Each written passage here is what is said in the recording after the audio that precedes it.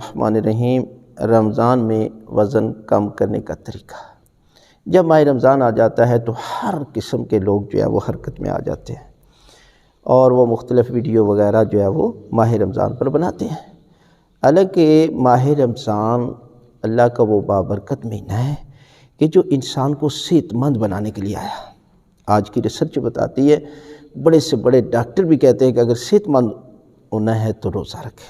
یہ تو ڈاکٹر ہیں، حالانکہ حضرت آدم علیہ السلام سے لے کر حضرت محمد مصطفیٰ صلی اللہ علیہ وآلہ وسلم تک اور حضرت علی ابن ابی طالب علیہ السلام سے لے کر آخری امام تک ہر نبی اور امام نے بتایا کہ صحت مند رہنا ہے تو روزہ رکھیں۔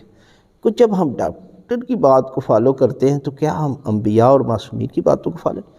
معصوم فرماتے کہ اگر جسمانی لحاظ سے وزن کم بھی کرنا ہے، ہر حوالے سے آپ نے فٹ رہنا ہے، تو کم کھائیں، کم سوئیں، کم بولیں۔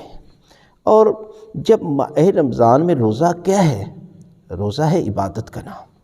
آپ صبح سویرے کم کھائیں اور پھر اس کے بعد جو ہے وہ افطاری کے وقت بھی نارمل حالت میں کھائیں تو یقیناً آپ صحت مند بھی رہیں گے اور آپ کا وزن بھی کم ہوگا۔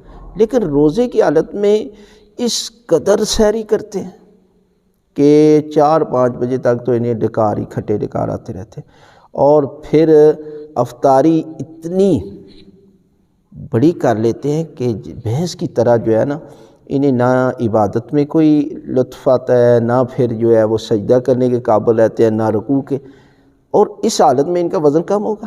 نہیں، وزن کم کرنے کا ایک ہی طریقہ ہے کہ آپ دیکھیں، روزہ انسان کے اندر پاور پیدا کرتا ہے، روحانی۔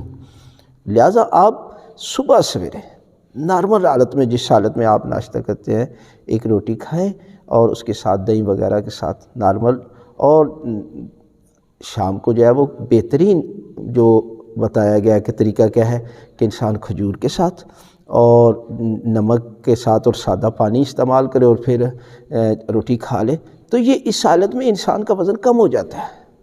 اب کیا ہے کہ انسان جو ہے وہ دنیا کی ہر نعمت کھا لے اور پھر جو ہے وہ کہے کہ میرا وزن کم نہیں ہو رہا۔ نہیں، یہ اللہ کی طرف سے ماہ رمضان ایک عظیم تحفہ ہے کہ یہ گناہوں کو بھی جلانے کا، جسم کی بھی زکوٰۃ ہے، اور اس کے علاوہ وزن کو بھی کم کرتا ہے۔